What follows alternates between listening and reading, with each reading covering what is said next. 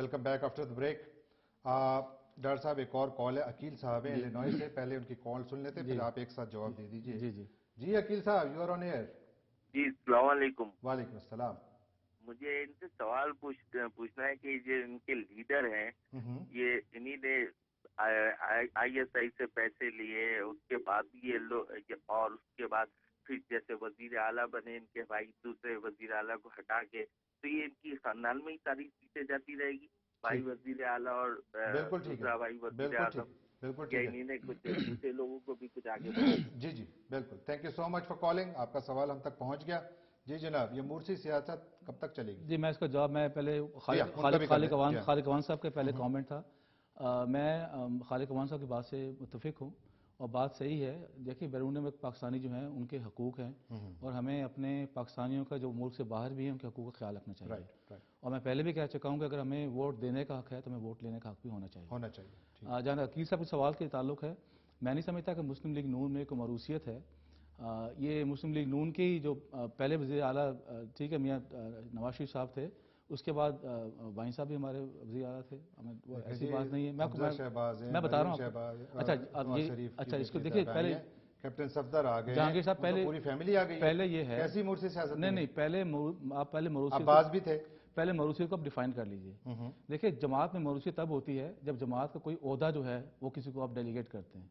For instance, peoples party में chairman जो है बिलावल साहब हैं, ये जरदारी साहब हैं, वो भुट्टो साहब की फैमिली चली आ रही है। हमारे यहाँ जो है सदर जो है वो नवाज शरीफ हैं, लेकिन शहबाज साहब का कोई ओहदा नहीं है पार्टी का।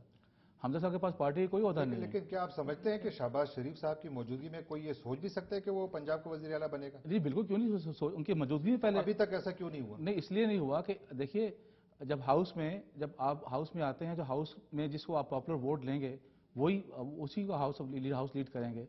और शहबाज साहब के पास, क्योंकि यही तो है ना, देखिए, मरूसियत ये नहीं है। मरूसियत ये है जब पार्टी की हायरार्की में आप किसी को लेके आते हैं। तो हायरार्की आप देखिए ना, खानदान से बाहर नहीं निकल रही। नहीं, मैं आपको, पहले छोटे भाई सदर थे, फिर बड़े भाई बन गए। नहीं सर, नहीं थे पहले। ये बता रहा हूं, जब मियां नवाज शरीफ साहब को जब उन्होंने डिबार किया है, हाँ, वो तो फिर चॉइस नहीं था उनके पास कोई। अदरवाइज तो ऐसी कोई बात नहीं है। और जो मरियम साहबा जब आई हैं, उनके पास कोई ओहदा नहीं है। आप किसी को वर्कअप बनने से रोक नहीं सकते जमात में। तो मेरे ख्याल में ये है, मैं इस बात को ज्यादती नहीं करनी चाहिए। और जहां तक खानदान में शासन करने की बात है, यहाँ पे कैंडिडेट्स नहीं है, यहाँ पे बुशेज नहीं गुजरे। यहाँ पे ये हर जगह होता है, ऐसी बात नहीं है। हाँ, अलबत्ता ये कहिए कि अगर आप किसी को ला के लैंड कर दें एज ए चेयरमैन पार्टी का या एज ए प्रेसिडेंट लैंड कर दें पार्टी को, वो ज्यादती वाली बात है, मरूसियत में आता है। और जहाँ तक आप दूसरी बात करते हैं मरूसियत के हवाले से, तो पाकिस्तान की सियासत में मरूसियत तो है। शाह कुरैशी साहब की तीसरी नस्ल सियासत में नहीं है, या जावेद हाशमी साहब की बेटियां सियासत में। क्या हम इन्हीं मिसालों को फॉलो करते हुए पाकिस्तान मैं इसको डिफेंड नहीं कर रहा, मैं लिमिट रखेंगे? देखिए, मैं डिफेंड नहीं कर रहा, मैं आपको बता रहा हूं कि जो ग्राउंड रियलिटी जो हैं, आप किसी एक पार्टी को पिन पॉइंट नहीं कर सकते। हाँ, अलबत्ता आप ये जरूर करें कि सिस्टम को जब ओपन करते हैं तो सबको हक है आने का। और किसी को अगर आप किसी जगह पे लेके आए तो कोई ऐसा मेरिट बात नहीं जो कि आप कहें कि जी प्योर लोअर मिडिल क्लास का आदमी जी, अभी लोअर क्लास का आदमी है जिसको आपने टॉप पोजीशन पे लगाया। एक बंदा बता दे मुझे। अभी मैं बताता हूं। अभी जो हमारे जब हाशमी साहब ने जगह खाली की नेशनल MNA की पिंडी से, शकील अवान साहब जो हमारे MNA बने हैं, बिल्कुल आम आदमी। तो एक सीट है, मैं पार्टी के ओहदे की बात कर रहा हूं। मैं आपको वही अर्ज कर रहा हूं कि वो जो आए हैं, वो MNA किसी का नुमाइंदा बनना। पाकिस्तान में मरूसियत जो है वो नेशनल असेंबली से प्रोविंशियल असेंबली शुरू होती है ना जी, जहाँ पे आप हमारे सामने एग्जाम्पल है। लेकिन देखें, एक शख्स जाहिर है सारी सीटें तो नहीं रख सकता अपने पास, उसको किसी को तो टिकट देना है। और ये बात दुरुस्त है कि वो एक अच्छी मिसाल है, मैं उस पर मैं ऑब्जेक्ट नहीं कर रहा। मेरा नुक्ता ये है कि और दूसरी बात, एक बंदा बताइए जो कि लोअर मिडिल क्लास का हो और नवाज शरीफ का हम पल्ला हो। और दूसरी बात ये देखिए, मियां नवाज शरीफ साहब क्योंकि पार्टी के उनकी निस्बत से पहचानी जाती है।